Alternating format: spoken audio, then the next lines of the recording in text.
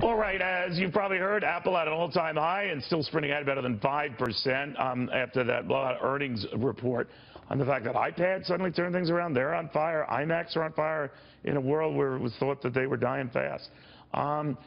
You know, listening in and out of the conference call, Tim Cook was, rightly doing a lot of bragging about all that stuff that's going right.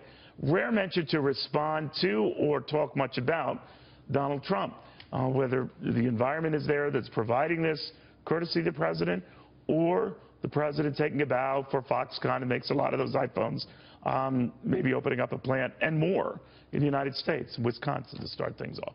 So market watcher Hitha Herzog, and we got tech analyst Russ Frushtick. Russ, what did you make of that? That barely mentioned the president. Yeah, I mean, I would say it's pretty clear that their politics do not align at all. But obviously, from a business standpoint, Cook is very pragmatic. Right? That is true. That is a big part of what he does. But, the few times that he has brought this stuff up, it's pretty clear that they do not necessarily see eye to eye on most things, I think, socially. But from a business standpoint, look, there's a lot of benefits that the Trump administration or the government can give Apple to assist these record high numbers going even higher. Yeah, Wisconsin is a perfect example. Right? Hitha, the president could provide and help to provide the environment, right? So we got Foxconn to do this, talk that Apple might do more in the future.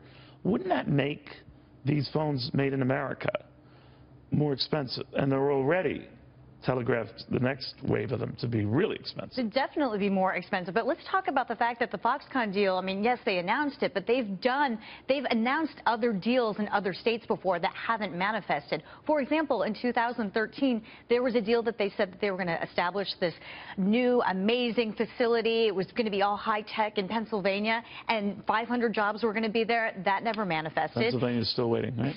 Still waiting. And so, for Wisconsin, there's going to be 13,000 jobs. Each job is going to cost something like $231,000 to create. And the tax subsidies, in order for that to happen, is 50 times the regular amount.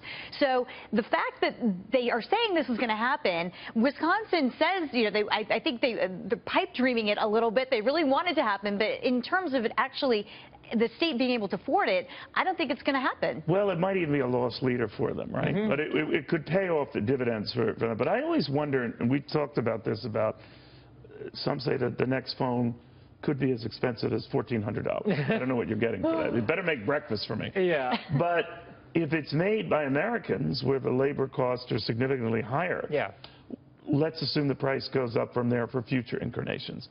Would Americans happily pay that? I don't think enough would happily pay that to support the sort of install base that they need. Obviously, Apple from all sides is getting all sorts of competition. We were just talking about Samsung between the break, and they can afford to, as their baseline, core model, sell something above $1,000. Now, again, but there are people who gladly pay it. Yeah, there are people. I just don't think there are enough people that could support that business long term. Well, no, I don't. Actually, when you look at the numbers, I mean, Apple has actually sold less iPhones, but their revenue had gone up. So it doesn't really matter when it comes sell cheaper ones, right? They do sell cheaper ones. However, that real little one that looks like a Tic Tac.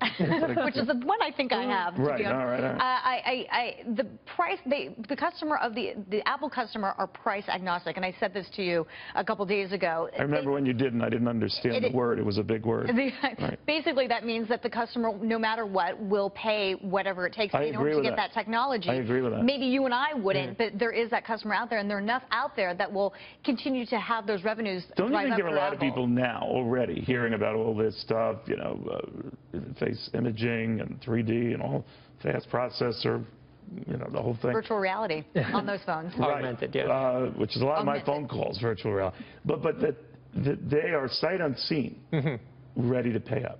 Yeah, I mean, again, there's obviously a limit to what people are willing to pay, but I agree with you. I think there are a lot of people that are baked into this ecosystem that Apple has built. If I have an iPhone, it means I need an iMac and it needs, an iWatch and all sorts of other devices. HomePod, too. HomePod, exactly. So I actually think the iPod... That's a little Big Brother-ish, that whole thing. Every company is doing it, and it's definitely Big Brother-ish. There's really no question. Everyone's complaining about this company that's putting chips in its workers. This optional, right? Yeah, this HomePod, that's a little weird. Do not need a little device listening in on my conversations. That is okay. That's where I draw the line. But I think it's smart for them. Pretty soon it's going to come back, or you seem upset. You know, like. I think it's smart for them to keep the iPhone prices down because it's actually a really good gateway drug for all these other ecosystems. I mean, that's essentially what it is. You want them in the door, and then, oh, I need to buy this and this and this because I already have the phone. We're talking and about they're in your home. The services, too. I mean, Apple is really 12% of their revenues are coming from Apple Pay, iTunes, people purchasing movies off of their, you know, for Apple TV. So that, I think Apple is really starting to focus in on that services as well. Business itself is huge. Yeah, it's a big deal, and they want the money that Spotify sees, that monthly fee that's hitting Netflix, you name it. It's constant, easy money. They don't even need to work for it. All right. Yeah. Guys, thank you very, very much.